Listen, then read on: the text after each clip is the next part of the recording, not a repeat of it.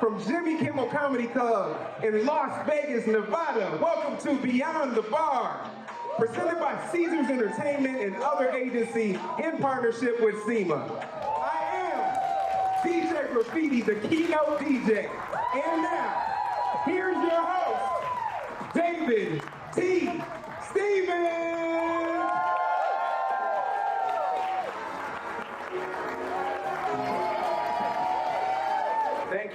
Thank you everybody. You're making me blush a little bit. Welcome tonight. I'm your host, David T. Stevens. I know what you're probably all thinking. Oh my God, they gave a guy who does burpees for fun his own show. Oh, wow. Okay, it's gonna be that kind of crowd tonight. All right, well, or a guy who does push-ups for fun his own show, DJ Graffiti. He did the push-up challenge with me today, as well as Anca and a number of other people in the audience. DJ, how are your arms? Okay, 210 push-ups in 20 minutes, and DJing don't go together, right? Don't go together. I feel like Anchor, I'm like, push-ups were a bad choice. We're gonna call you DJ T-Rex tonight, probably. All right, as you can tell, there's going to be a lot of bad jokes. We're really leaning into this comedy club vibe, and we want to have a great time tonight. So thank you all for coming out. We are going to have some amazing conversation. We have some incredible guests. We're going to talk about some meaningful things. And a big thank you to one of our prime sponsors here, Loverboy. Yeah, give it up for Loverboy. They have made sure that everybody in this room, regardless of your drinking preference, gets to hold a can like everybody else. And that's a nice feeling, right? Yeah. Okay, all right. Do we have some non-drinkers here? I'm guessing we do, yeah. Okay, so you guys know what it feels like to not feel like you belong. Where they're like, oh, we have soda and we have water, as opposed to giving you an actual non-alcoholic beverage. So, I got a question for the crowd, and DJ Graffiti, maybe you can, I'm curious what your thoughts are on this. And I'm curious what the crowd thinks, maybe you can just yell it out, it's totally fine. What's the difference between a non-alcoholic beverage and a mocktail? Thoughts? Nothing? You got nothing? I mean, that's why I'm here, honestly. I want to know. I want to know things like that by the time I leave. Okay, and you will. Anybody, any guesses from the crowd? Ingredients. No difference. Ingredients, etc. You know what it is? Somebody just yelled it out. Intention. Okay, now, and I want to tell you why that makes a difference. Thank you, and thank you for being here. So, I posted on LinkedIn a couple days ago. I was really excited about the fact that there had been an increase in mocktails on the IMEX show floor. I got a bunch of responses, and I chased down every lead that was in that list of comments. Total leads, there was only 5. So every lead, every single one I went to. I wanted to see what they were offering. So one of them was a suspect lead. They didn't have anything. They had wellness food, which meant it was all plant-based and vegan, which doesn't necessarily mean it's wellness, because if there's a ton of fat in it, it's not good for you anyways. By the way, oh, I should back up. Today is Wednesday. Did you know what that means? Hey. Okay, Wellness. sure. Thanks, Geico. Wellness Washing Wednesday. So for those of you who don't know me, or you're like, who is this idiot on stage? I'm sorry, it's going to be a long night. But every Wednesday on LinkedIn, I post a Wellness Washing Wednesday post. And that's really about people who are leveraging wellness for marketing instead of doing it with intentionality. So, buckle up, it's gonna be a live rant, but I'm not gonna name names, but I am gonna throw some anonymous people under the bus. So here we go. All right, okay, so lead number 1 didn't have any mocktails. Actually, they didn't even have anything non-alcoholic at all. All they had was their wellness food, and that was it, and booze and coffee. Coffee, I guess, is non-alcoholic, but you know, who wants to drink coffee at 3 or 4 o'clock in the afternoon, especially if you're sensitive to caffeine? Okay, all right, fair enough. Are you sensitive to caffeine? Yes. But? No. But you didn't raise your hand. Okay, all right. So, I chased down the next lead, and I got there, and I said, oh, great, what's the mocktail? And they're like, oh, it's pineapple juice and jalapeno. And I was like, anything else? And they said, no. I said, so it's basically an agua fresca? And they're like, yeah, it's an agua fresca. So it's not a mocktail. Because it already has the name agua fresca. You can't just call it a mocktail when it already has another name. Okay, so that was number 2. I went to number 3, and number 3 was, well, they said they had mocktails. They said they had a signature beverage, and it was either alcoholic or non-alcoholic, and they called it a mocktail. So I asked what was in it, and they're like, oh, it's raspberry lemonade.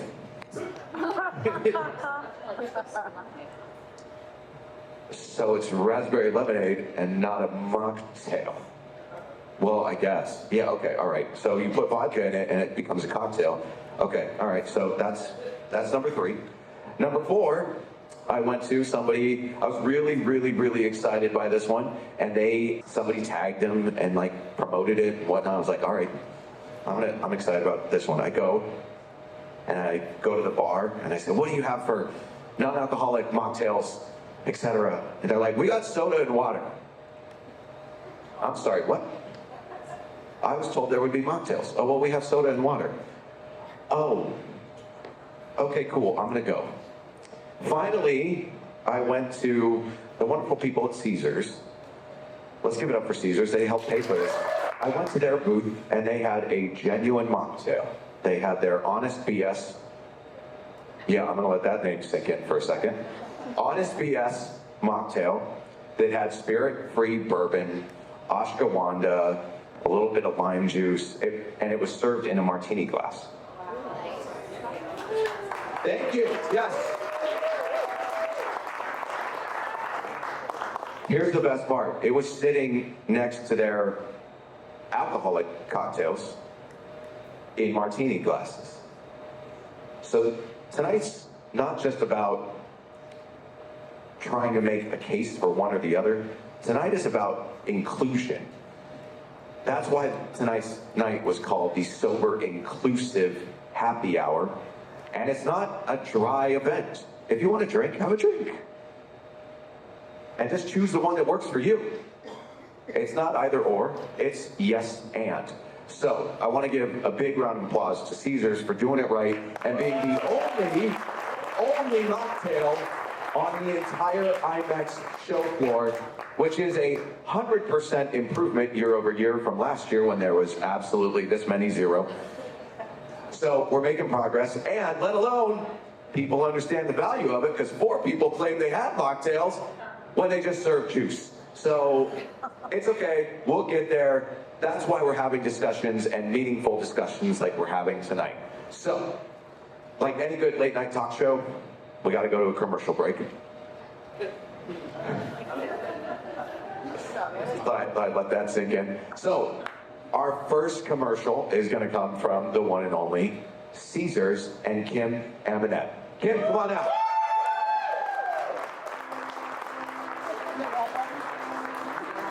Kim? Okay.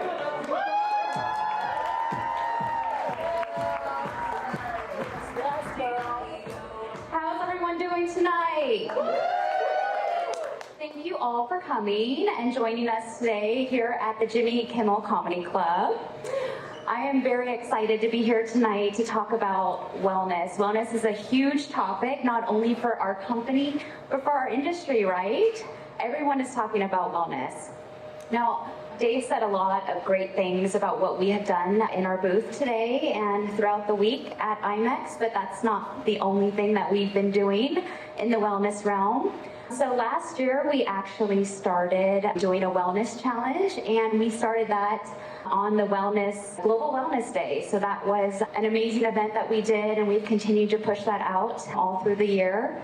We also, for those of you who may have joined us for this, but this past June, we had our inaugural Wellness Forum, where we were able to do all sorts of healthy initiatives. We did hiking, we did rafting, we did so many different things We brought in some wellness practitioners, we brought in healthy menus, and we continue to do that throughout our properties all over the country. Speaking of, I don't know if any of you know this, but we have over 50 properties throughout the country.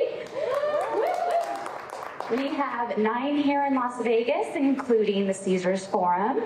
We have 3 properties in Atlantic City, and we also have 5 properties in the Reno, Lake Tahoe area. So we have a lot of amazing properties that have that wellness menu, that have the wellness initiatives that we have been talking about. So I hope that you guys have a wonderful evening tonight.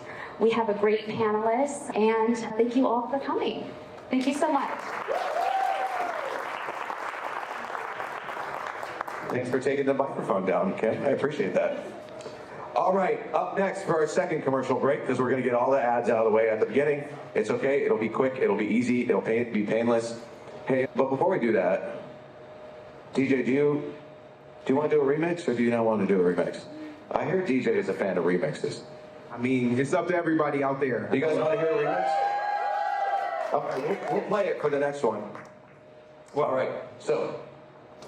I want to incorporate everybody out there. Oh, okay. So when we talk about inclusion, that means you all have to participate, right?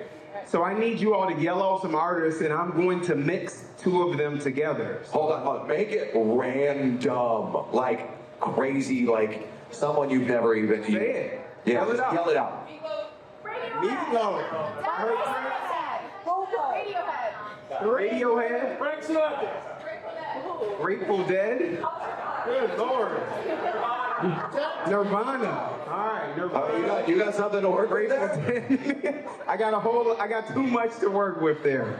We're gonna start with Nirvana though. Okay, all right. We're gonna give him a second to work on that. Up next, I would like to thank the wonderful people at CEMA for partnering with us on this event, the Corporate Event Marketing Association, which I would like to have. I know a lot of you in this room because of that association, so I'm a big fan. Richard Steno is here. Richard, do you want to come on out?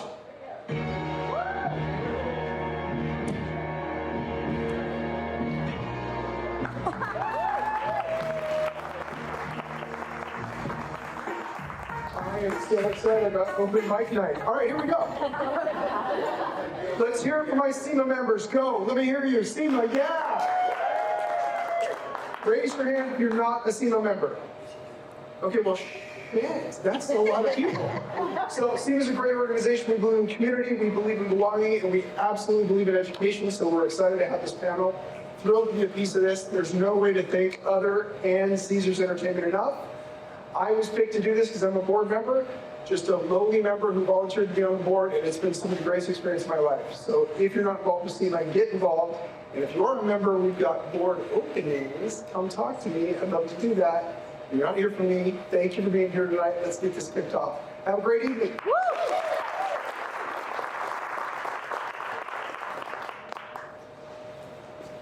Oh! Okay. Now things are going to get real. All right, we're going to start this panel because you didn't come here to hear my bad attempt at stand-up. But if you are tired of it, there's going to be a 7-city Caesars Roadshow that's going to be happening. So make sure you reach out to Kim Amonette and get on that list, and I get to host it. I'm pretty excited about it. So, well, geez, that was unexpected, and thank you. Okay, so shall we start to introduce our panelists? Wait, are we gonna get the remix in first? Yeah, well, real quick? Let's do the remix. Let's do the remix. Some energy, because that was a lame-ass excitement for our panelists. Right. We gotta do better for our panelists. So, okay. Let's get the energy up. You all are throwing me out the window. I'm gonna try to pump your energy up just a little bit, because you gotta do better for the panelists. Hold on. Oh! All right, I heard Nirvana and I heard Prince, so I'm gonna try to do those 2 together.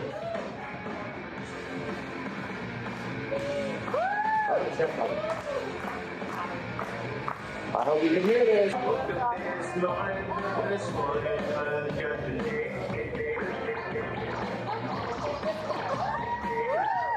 Let's give it up for Seasons Entertainment.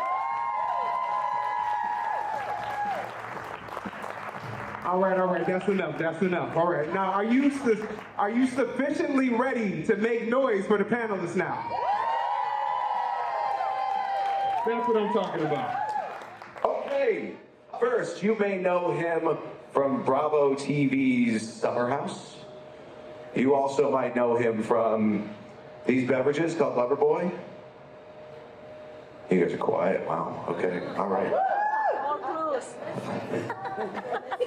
Regardless, his name is Carl Radke, and he is here tonight to join us to talk about the power of inclusion when it comes to beverages at events. Carl, come on out.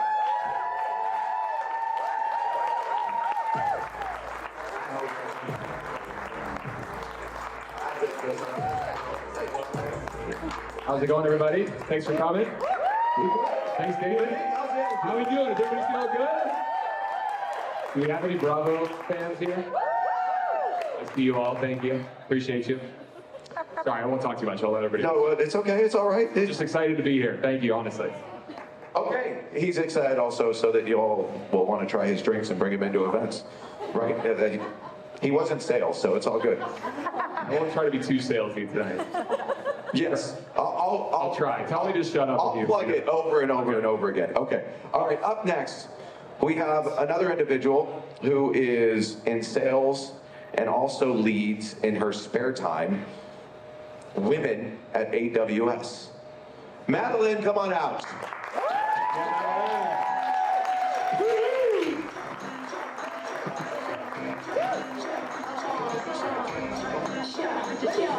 Oh yeah, so cheers.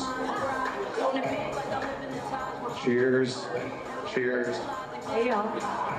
Hey y'all. You work for AWS, isn't that like Seattle? And you're from San Diego. Well, I'm from Atlanta, lived in Austin, lived in Seattle, and now I live in San Diego. Well, you know what the good thing about American girl. you know what the good thing about y'all is? It's inclusive. Y'all means all. It's good. Just got the white pants on. Yeah, exactly. Okay. All right. Next up on our panel, we have the one and only with other agency who started her own sober community during the pandemic because we all know that time was fucked up, let's be honest, all right? And 7 years sober, Alyssa May Hart. Come on out, Alyssa.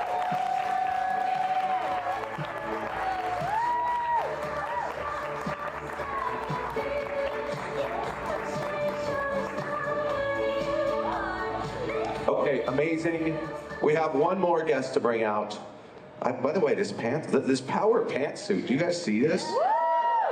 Hey. Took the tags off, too. He just took them off. Technically, I took them off. There is a green room backstage, and now there's tags in there. That means you can't return it. I know. Okay, all right. Well, it's very, very, very mindful, very demure. Yes, and she. Okay, let's bring our last panelist up so that we can start this conversation. You may know her from her podcast, Eating at a Meeting. Okay, shit, you all know her from Eating at a Meeting. Tracy Stuckcraft.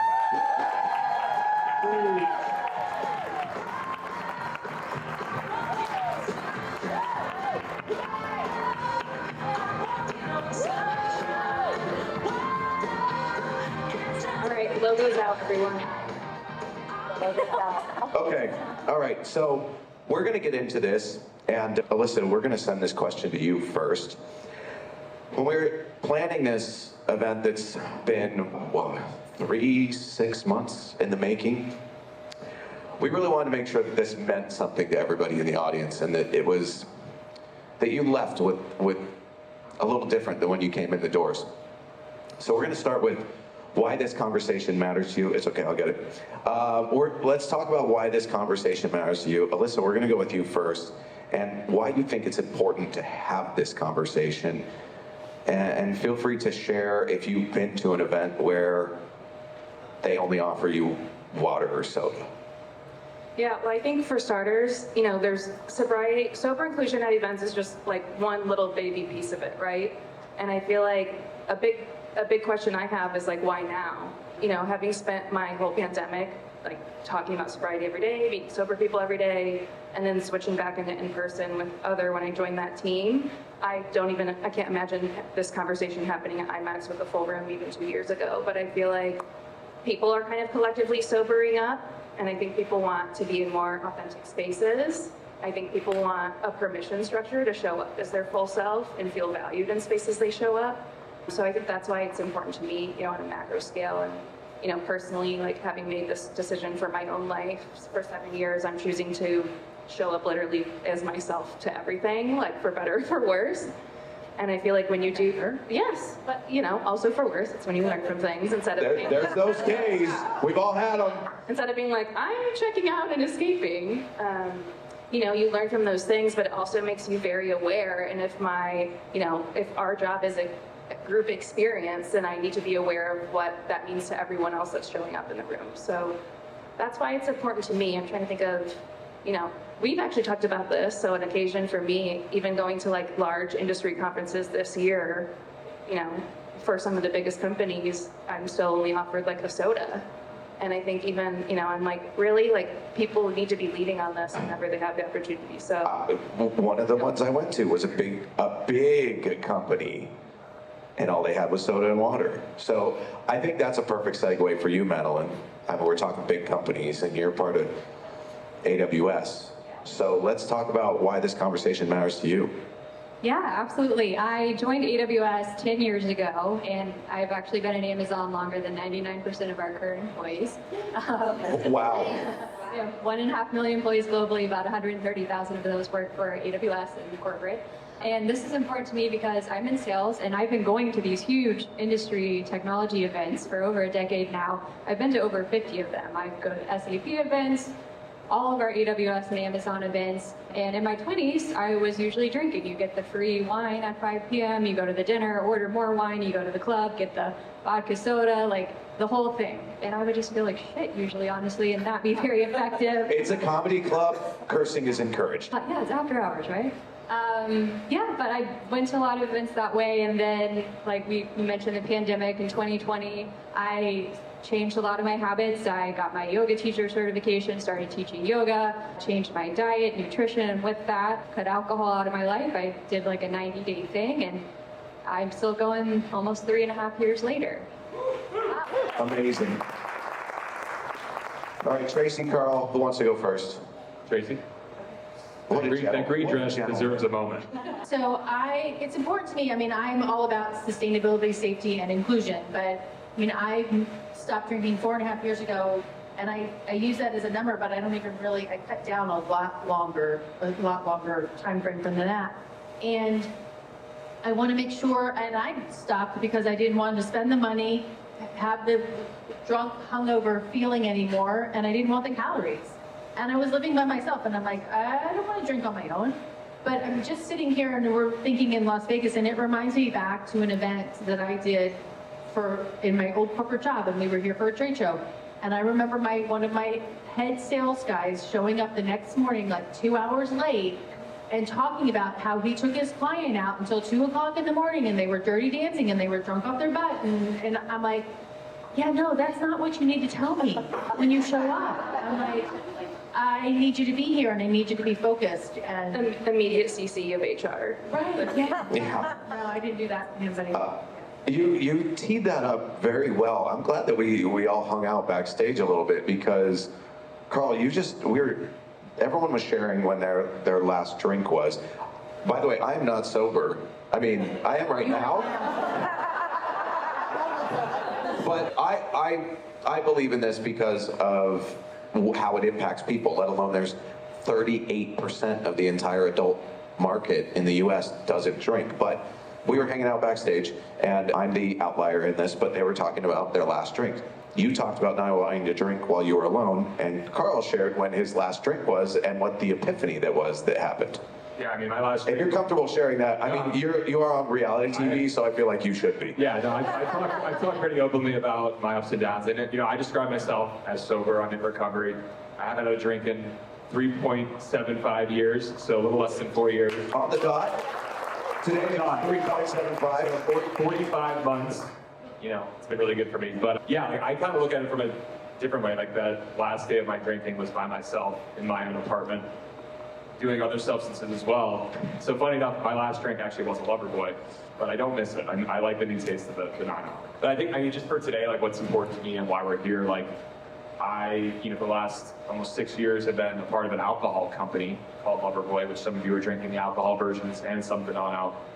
About 3.5 years into that process, I realized that I needed to get some help and not drink anymore. But what's funny is working in the industry was very, very eye-opening. I was at events left and right promoting our products, but even at bars and restaurants, I had nothing to drink. Whether it's a sugary soda or just a water. So I was starting to scratch my head being at an alcohol company and not having a non-alcoholic drink. Because I've met a lot of people over the years, whether it's a bar, restaurant, managers, owners, bartenders, a lot of people that work in the alcohol industry actually don't drink either. There's still a lot of people that do, but, and David said a point earlier just about 30% of Americans do not drink alcohol. 38. Almost 40. Almost 40. So, and what I started looking at that number and I'm like, that's unbelievable. But what I started to realize is a lot of that 30%, they just live their life. They don't make noise, they don't complain. Because it's been the norm the last 100 years where they go to a place and they're just expecting not to have anything for them. But, I've learned just having more options for people. It's not also for people that are just sober like me. It's people that are taking a break. How many people in this room have kids or important meetings in the morning, or they need to be focused or have their quote-unquote shit together? Non-alcoholic drinks are for people that still drink alcohol too. And that's the key number here is 94% of non-alcoholic purchases, like these products right here, 94% of these sales are actually made by people that still drink alcohol. That would be my household. My mom buys the bourbon for her and the non-alcoholic stuff for my dad. Exactly, and I'll just compare it too. You think about when you go to a restaurant, they may ask you, does anybody have any allergies at this table? Right? That's for food. What about alcohol? Think about that. People are allergic to alcohol for different reasons. Lyme disease, postmenopausal, pregnancy. Poor decisions. Poor decisions like me. So I think it's important to recognize it's not all about the sober people. It's for your close friends and people that don't describe themselves as sober. They just want something else to drink. And I'll just add the last little note here. I was at Madison Square Garden, the world's greatest arena, a couple months ago for a concert. Yeah, shout out to the Garden. It's a Pepsi arena, so Pepsi has the contract there, which is Aquafina and obviously Pepsi products. The only thing I could have to drink at that concert was an Aquafina, which is I'm in New York City, this amazing arena at a concert, and the only thing for me and everybody else in that arena who just doesn't want to drink alcohol was probably the worst water of them all, Aquafina. Sorry, Aquafina. Yeah, I don't know if... There's a water guy on TikTok who actually rates waters. You should watch it. It's very eye-opening. Aquafina and Dasani. Yeah, I hope Caesars doesn't have the exclusive with Pepsi. Sorry, Caesars. You can go to my room. Yeah. So you're saying IMEX was more inclusive than Madison Square Garden? Yeah, absolutely. I think it's just important to have alternatives and options. Alyssa, obviously, I relate to a lot of her story, but not everybody here on this stage is necessarily considering themselves I'm in recovery, I go to AA. And that's the people we want to make sure we're including and supporting. It's not just people like us.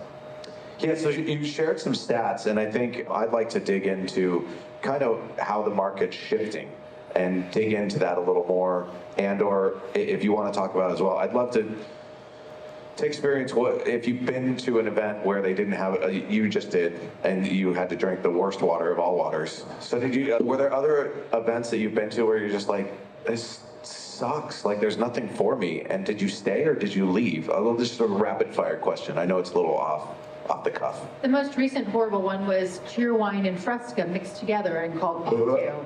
Yeah. Cheerwine and Fresca. Yeah. He's like, oh, here, try our mocktail. I'm like, okay, great, let me have it. And I'm like, what is this? And he's like, it's Cheerwine. Did anybody else taste that before they offered it, I wonder? Probably not. And I'm like, here, I'll just take my water. Thank you. Okay, all right.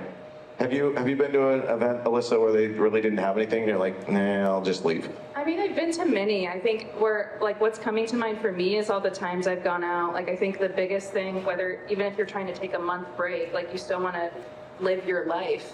And I remember at some point in Austin going out, and I would always buy Topo Chicos, which everyone's probably familiar with. I call it my Topo baby because I drink so many while I was out.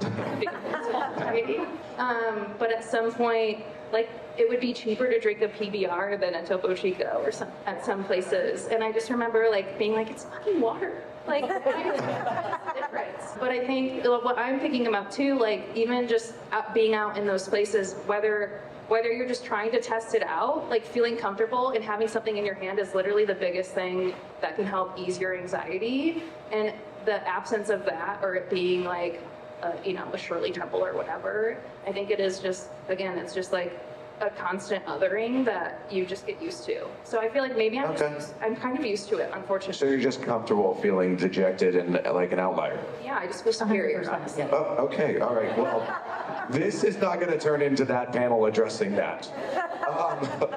Madelyn, do you have anything you want to add, or should we jump into like where you feel like the market's going? Because like we talked about, we couldn't have this conversation probably 2 years ago. I would just add that in my experience, I've lived in 4 states and worked in a few states, and it's quite regional as well. Now that I live in Southern California in San Diego, I don't remember the last time I went to a restaurant that didn't have an extensive non-spirit or non-alcoholic menu, which is very enjoyable to live there.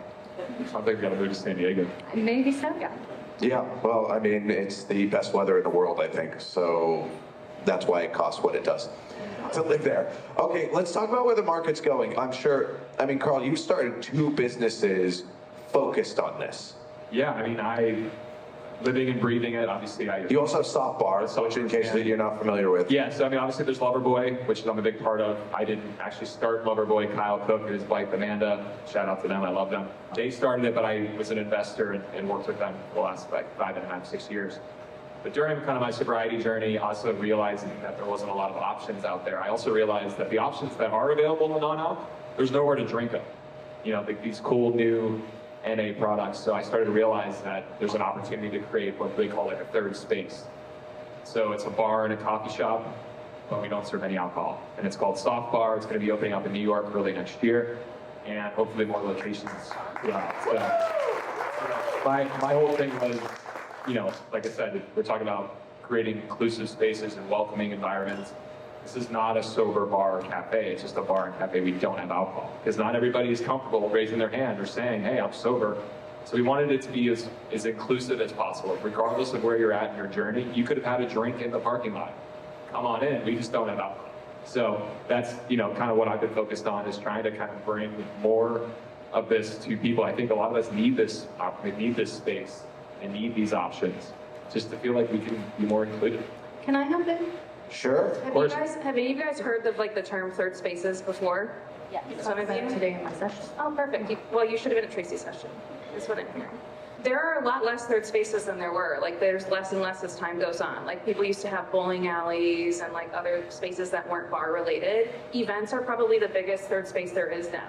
And so I think even that's like a big thing for us to think about, like what duty of care we have for being the gatherers of people in these third spaces to make them feel included and give them a permission structure to show up a little bit differently and show up as their full selves. Love that. Madelyn, I know you talked about, you started surveying people at your Women at AWS events. What kind of results were you getting on the alcohol interest? Yeah. So I lead our employee resource group. We have 13 of them at Amazon. Women at Amazon is one of those. And we send out 2 quarterly surveys. And now that we're starting to go back in the office more and more, and people are going in real life to these conferences again, we're asking questions like, well, what would you commute in for? What do you want to get on an airplane to go do? What is worth leaving your family for? And in those surveys, people have been telling us that wellness and fitness and career development events and socializing is more important to them. We hear that alcohol is not necessary at events. We've been hosting events where we do have a bartender, beer and wine. It doesn't get touched, especially by women. And same with the interns this summer. They loved coming to events with just sparkling water. And so I have a lot of budget to use on other more tangible things that people have been asking. Loverboy. I was just going to chime in. I've heard this anecdotally from friends of mine in New York that work at financial institutions. And a lot of like the young new interns or the new hires, they do these kind of happy hours for the new employees. and they were telling me they've thrown to this fall already and nobody comes. And she goes, it's even more worse because we spent all this money on this alcohol that no one's actually drinking. So you're not even providing something that people are looking for, and then you're pissing money away to food. Yeah, that culture is changing. And the statistic is that 44% or 43%, somewhere in there, of millennials and Gen Z have never had alcohol at all. And so you're spending Holy that. shit. I was drinking all of that for millennials. Right. And some people Rosé all joke that day. they were hoppsy, right? But like, why are you spending that? And I mean, don't do the open bar or just do the consumption bar instead, right? So you're only paying for what they actually drink. But why spend the money on it if they're doing it? And you mentioned the making sure that you have the spaces. I mean, and the HR reasons for it. In my old corporate job, the event manager I was exhibiting at the show, and the event manager was like, walk me, Tracy. And she's like, let me tell you the story that happened last night. And this woman, she had a bunch of margaritas at her event. She fell into the Gaylord fountain at the conference, split her head open.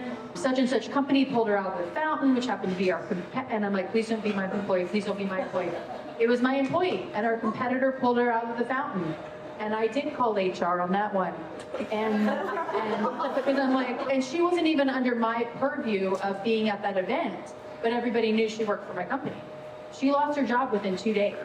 I never want to be that person someone's telling that story about, because people a lot like talk on stage like, oh, you were at this thing and that person got super drunk. Yeah, we threw a party here in Vegas a couple years ago, Tao Day Club, and it was a nighttime event. We were here for Snowflake Summit, and we threw the rager of a party. We were the first corporate event in Tao Beach Club, and this guy got arrested at the door because he showed up just wrecked and tried to like spear the bouncer to get past him. Like he tried to jump past him, and instead the bouncer stepped in and he just hit him and kind of fell on the ground, and they tackled him, put him in cuffs, and took him away.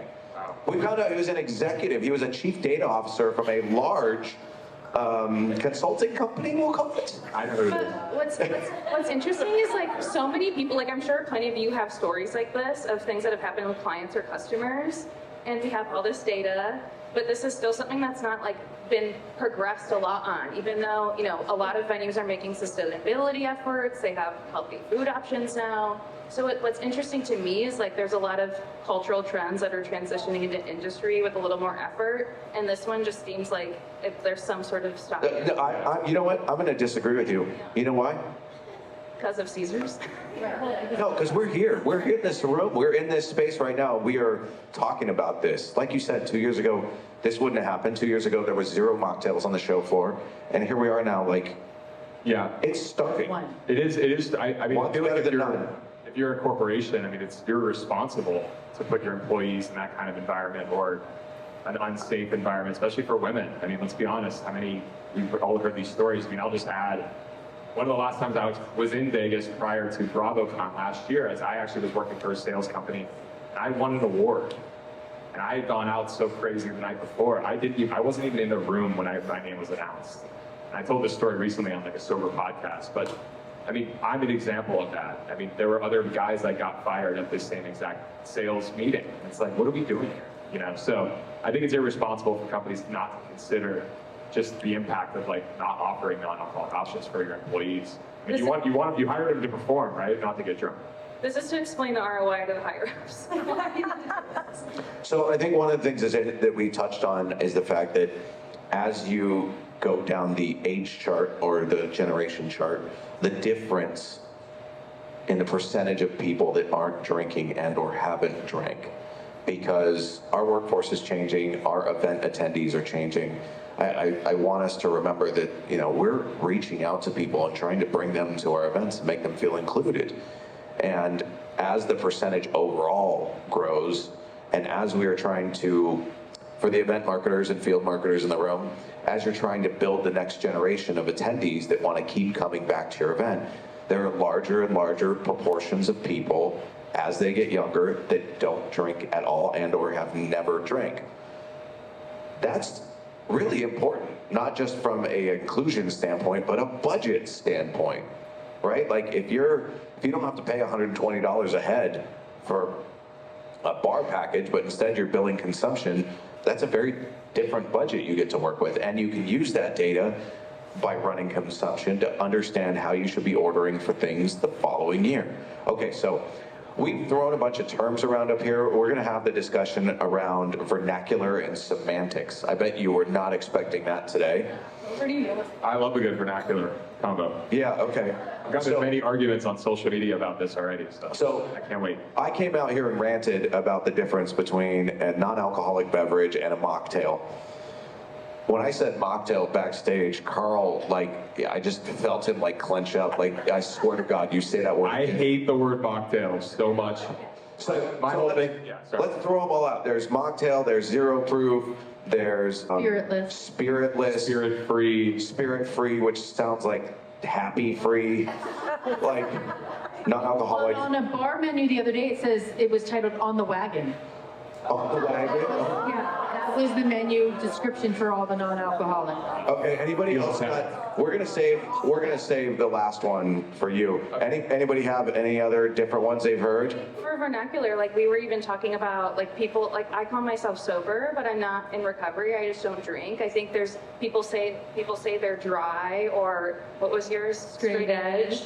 I think there's all straight edges from poison free and the hardcore scene. Yeah, I think my husband's hardcore. She has a Sharpie of an X on her hand. That's how you know. I'm not trying to derail the drink conversation, but I think it's okay. To some extent, you're getting in the weeds. I think people get in the weeds arguing about this, and I love that you don't like mocktail, but I think people don't want to feel like they're drinking like a kiddie drink. Is the thing with that. But. Okay, and the final term, which you named a bar after. So I learned that the other term is soft cocktail, and there's a really high-end restaurant in New York City that their whole stance is we don't start as a mocktail, it starts as a soft cocktail. We're not making fun of anything. It's intentional, it's thoughtful, it's premium. The garnish, the glass, how it's put together, the flavors, the palate. This is not something that they're just throwing together at the back. And I think it's important, there's a way to do these beverages, but in a way that still mirrors that experience that you were having before. And the bartender at 11 Madison Park, which is who I'm talking about, he's my head bartender at Soft Bar. I sat at the bar the first time I met with him, and he goes, Carl, just because you're not drinking alcohol doesn't mean you deserve a lesser experience. Woohoo! And I literally was like, Hold on. I want to make sure we got that on video. Just say that one more time. Yeah, just because you're not drinking alcohol doesn't mean you deserve a lesser experience. So I would write that down. Think about all the people that you're going to host events or put things together for. Yeah. And that same level of elevated premium offering, I felt like I was a part of it. And having something in my hand, to everybody's point, is a big component. And when you elevate that, I felt like I was back in this kind of amazing high-end cocktail bar. And I realized that obviously I'm not drinking, but it was such an amazing experience. And I think the experience of it, you can still have a really good time with an elevated drink, and you forget that you weren't even drinking. Well, and if it's an elevated product, even someone who's drinking will want to maybe have that too. And I think it's creating that permission structure for other people. I have people try mine all the time, and they're like, holy shit, that's really good. Yeah. One thing I'm sure people have complained that it's you see a mocktail on the menu, and it's oh, that's expensive, and why would I spend all that money on that sugary drink? You can make a better case to charge $14 for a soft cocktail, premium, elevated. People will pay for that, not a sugary thing you throw in the back that's $14. Well, I was actually having this conversation with a hotel or airport bar manager a couple weeks ago, and he's like, I am not going to replace my Kettle One for a bottle of Loverboy or whatever because I'm making $80,000 a year on it. And I said, but I'm going to pay the same amount that you're serving a regular cocktail for. He's like, no, you won't. I said, I do it every day. Well, I don't. I do it as much as I can. It's you fly every day? Yeah. But now there's one restaurant in my town that has probably 7 different drinks on their cocktail menu, and on their non-alcoholic version of it. They converted that. They just remove the alcohol, right? They do. It's still the same sugary. And some of them, well, no, they're not super sugary, and they're using the non-alcoholic spirits in there. But then I go down the street, and they're like, do you want your Fresca? I'm like, no, right? Or your apple berry drink. Yeah. I love the cranberry. Yeah, cranberry. But we also have to make it the decision about it. It is a huge market, and I know you probably know the number, how many $1 million it's projected to be. Billions. Billions. Thank you. Do you have an actual number? have it on the The slide. non-alc market, I mean, I think it's going to rise to like $3 billion in the next like couple years. Right. And another stat, which is kind of crazy, is Guinness, the Irish beer brand, their Guinness Zero, the 0.0 Guinness version, is on pace to outsell the regular alcoholic Guinness by 2027. Wow. And there's a big shift in Ireland too. I mean, you think about all Irish is typically known for big drinkers, but they've been shifting in that because of obviously what's going on, just what people understand about their bodies. As long as you're holding a Guinness, they won't be ostracized. And guess what? The Guinness Zero, I've had it in Dublin. It tastes phenomenal. And out of the tap, that experience is still there. It's awesome. So there's a lot of And cool I stuff. think they're on the mark too, because even probably 5 or 6 years ago, they also went vegan, because they also saw that trend there too. So the fact that Guinness is doing this as well really kind of epitomizes it. I was just going to add, I think what's going to get really interesting for this industry is when all these big alcohol brands realize how important having non-alc is to maintain their alcohol business. A lot of brands will still invest in the non-alc just because it's the awareness. You know, Bud Zero looks to me like Budweiser. You know, Heineken looks like Heineken Zero to the consumer. So these big alcohol players, I mean, Kettle Ones of the world, I'm sure in the next few years, you're going to start seeing a Kettle Zero vodka. Well, in June, no, I forgot. My friend Kate in Minneapolis is Zero Proof Collective, and she's talking to winemakers who are actually they're actually in California making the Zero Proof wine. Yep. Because they see the market and where they're going, and they want to make sure that they're on the shelf. And it is a wildly expensive process to make zero. You know who's taking a beating in alcohol sales? Wine. Yeah. Yeah. So they're panicking and trying to figure out how to capture that market still. Right. I was fortunate enough to go on a FAM in Sonoma. And the last day they took us to the Taste of Sonoma, there's 100 wineries there. And I said, I would love to talk to a winemaker that's here about what the challenges are around non-alcoholic wine. Because non-alcoholic beer is pretty good. It tastes like regular beer. Non-alcoholic wine is mostly trash. I had a rosé one recently, and it'd been like, I don't know, over 6 years since I'd had wine, and I was like, was wine this bad? Yeah, but it's because of the alkalization process. Yep. Okay. All right. I kind of made that up. No, you got it. I'm glad I got it right. I think I'm learning things by osmosis at this point. It's because the alcohol content is so much higher, it takes a lot more work. And when they can get $200 out of a bottle of wine, let alone they have to wait a year for their product to figure out if they're going to be able to have a good wine or not. So they're like, it's just, the shift isn't happening yet. And what's crazy is that was like 6 months ago. So the fact that it's already changed is amazing. Yeah, I get a lot of the industry reports on the alcohol side, and I'd hope so. I'm not trying to beat on the alcohol industry. It's just the consumers are deciding, and alcohol is trying to figure out how to shift. We're all making these choices every day, but starting to scream a little bit louder for more options. Yeah. I'm still like, I get on an airplane today on Delta. If I want anything other than the Pepsi or Coca-Cola products, like, it's just water. They're Coke. Coke. So, like, I mean, I'm hoping airlines Atlanta. start. Atlanta. Definitely Coke. Okay, Madelyn, you are, I didn't get any of your thoughts on, are there terms that you like, dislike around non-alcoholic, mocktail, etc.? No? I just like seeing any of it on the menu. Yeah, I think what we can all agree on, and every non-drinker in here, is that if you don't want to have a drink, you want something different that makes you feel like you're having a drink, that feels like you're part of the event, and that isn't containing more grams of sugar than a frickin' soda. And a giant, literally, you might as well just have a giant pixie stick, like the one kids carry. Yeah, just because I'm not drinking alcohol doesn't mean I want to replace it with sugar and carbs. Yeah. Say that so again. speaking of which, yeah, these are 10 calories. Okay, so the Lover Boys that you guys are having, both alcohol and the non-alcohol there's 0 sugar. So I think the peach is maybe 1 gram of sugar, but very low calorie, light and refreshing. Again, the goal with our brand, what we were doing is we wanted to remove that sugar so you can still drink it without guilt, without, any regrets, as we like to say. Perfect. Okay, so I think we've done our job converting everybody to the cult of inclusion of sobriety. I grew up as a Jehovah's Witness, so cults are near and dear to my heart.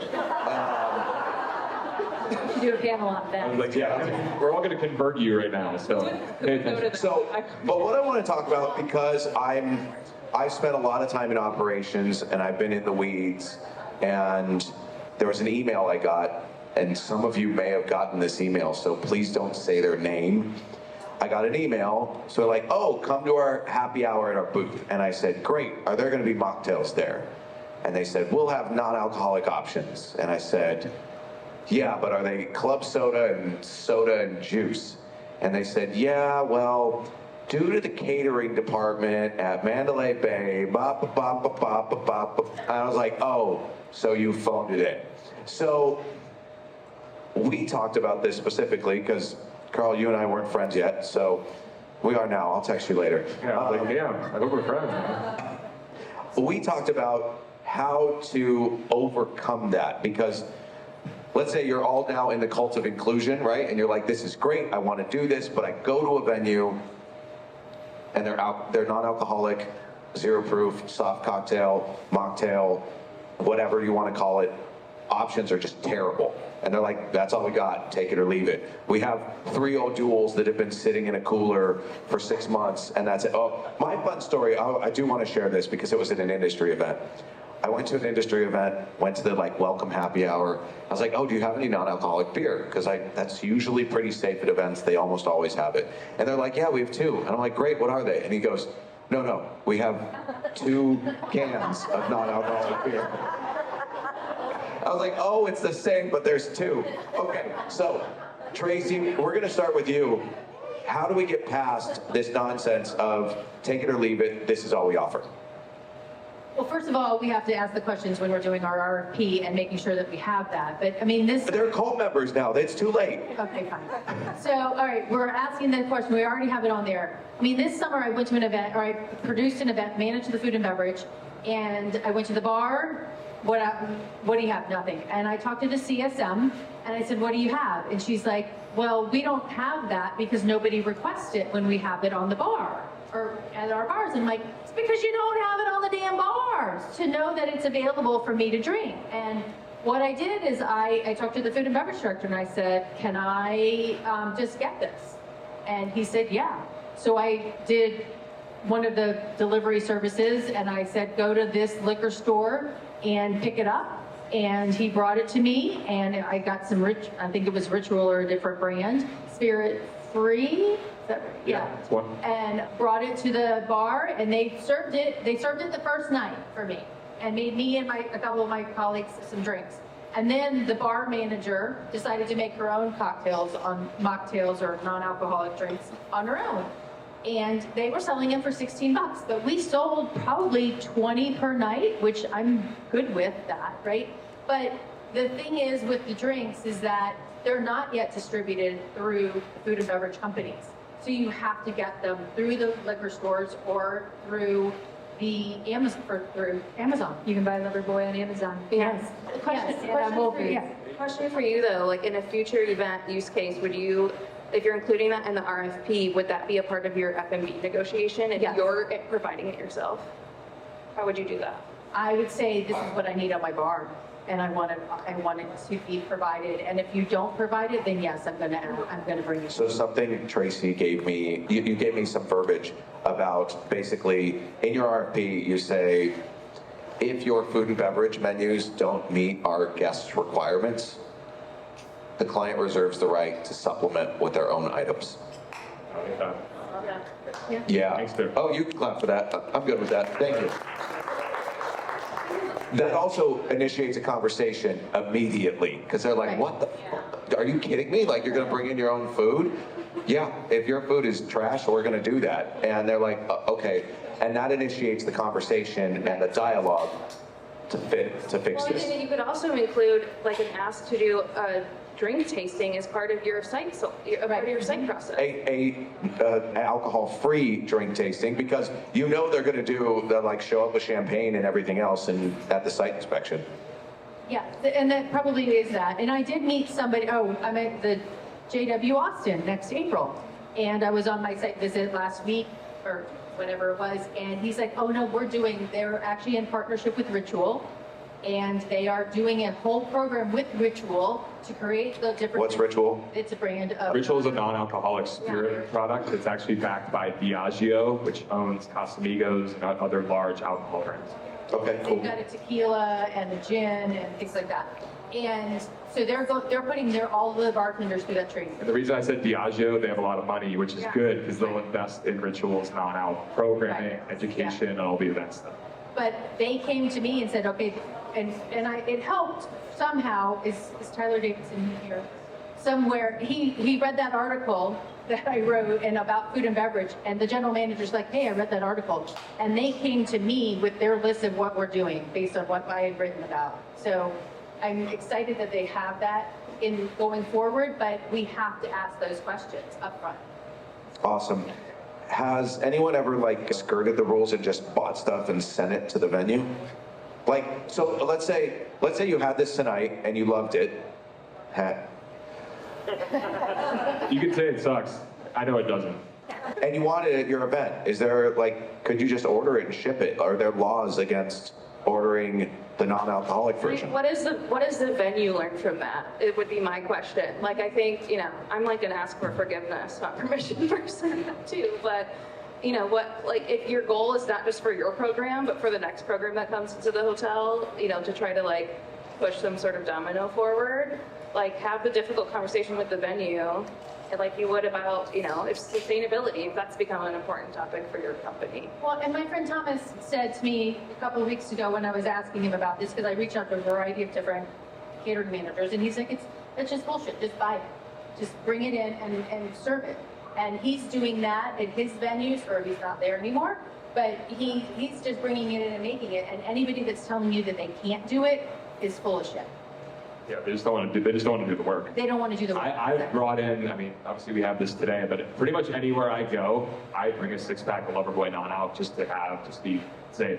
Because sometimes you just have to do what Alyssa said and ask for forgiveness. I think over time people will learn that they're not supporting these types of initiatives. They're going to lose out on that business. People are going to go to other places to host your event. Hotels are on sites now, without being asked, giving their sustainability efforts and talking about wellness initiatives they have.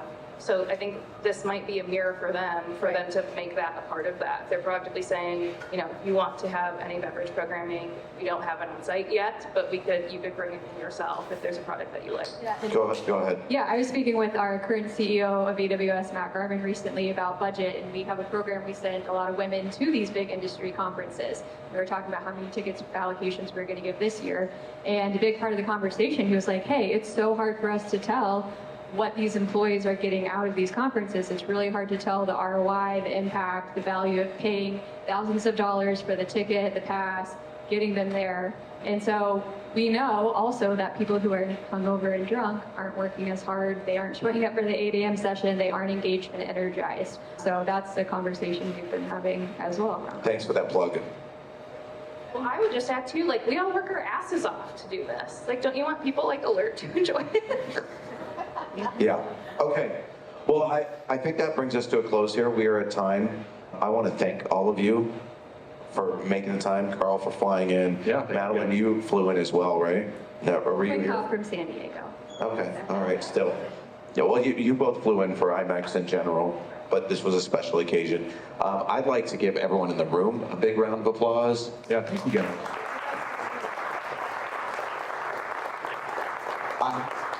If nobody showed up to this conversation would be dead.